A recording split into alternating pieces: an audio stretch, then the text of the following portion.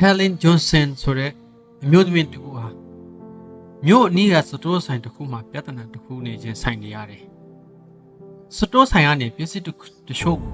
ပတ်စံမပေးပဲယူလိုက်တဲ့အတွက်ကြောင့်သူမကိုဖမ်းဆီးခဲ့တယ်။ရေရရှိရောက်လာတဲ့အခါ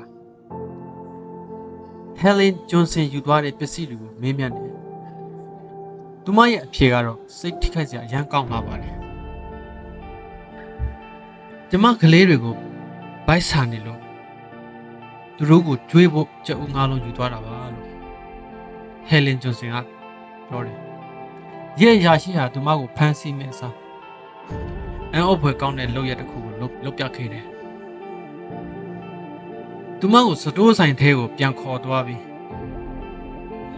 သူမနဲ့ကလေးတွေအတွက်လိုချင်တဲ့ဟာတွေအကုန်လုံးဈေးဝယ်ပေးခဲ့တယ်။ကျေးဇူးတင်မဆုံးဖြစ်နေတဲ့ Helen မျက်ရည်တွေမထိန်နိုင်ဘူး။ဆရာကျမတို့အတွက်လုပ်ပေးတာဟာများလို့မနေဘူးလား။အရန်များလို့နေပါလေလို့ပြောခဲ့တယ်။ရဲ့အရာရှိလဲရိုးရိုးရှင်းရှင်းပဲစိတ်ထိခိုက်စရာကောင်းတဲ့စကားနဲ့ဒီမှာကိုပြန်ပြောခဲ့ပါတယ်။တခါတလေမှာကျွန်တော်တို့ဟာဥပဒေအတိုင်းမဟုတ်ပဲစာနာမှုနဲ့ဆောင်ရွက်တတ်တယ်လိုပါတယ်ဒီလိုကျင်နာမှုမျိုးတွေကြုံတွေ့ရသူတွေအတွက်အမြဲတတိယစေမယ်အသက်လုံးထာဝရသိမ်းထားရမယ်